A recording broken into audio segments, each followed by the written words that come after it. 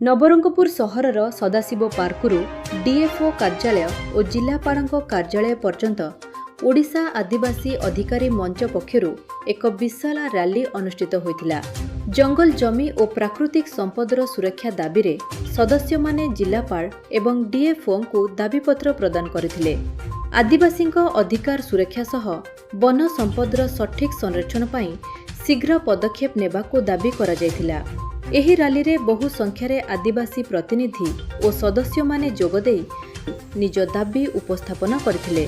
एही कार्यक्रम रे नुआखाऊ भतरा, साल मारंडी, सुरेश पानिग्राही एवं राजेश जानी प्रमुख उपस्थित थिले।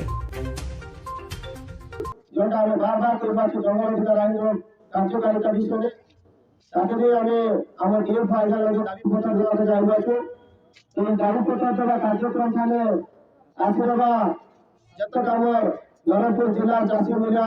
बापा माँ भाई बहन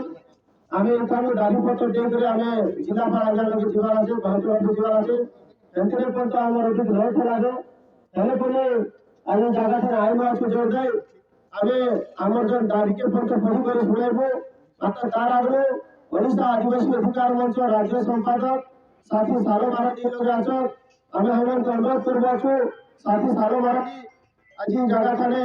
आम जो आदिवासी अधिकार के लेकर जो आईन कानून आछे आज आम अधिकार के लेकर जिला तार पछे आम जो डीएफ ऑफिस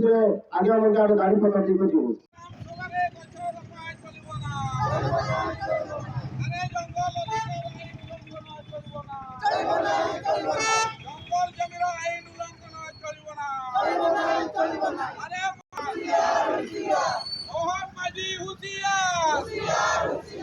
कृषि मंत्री हुशियार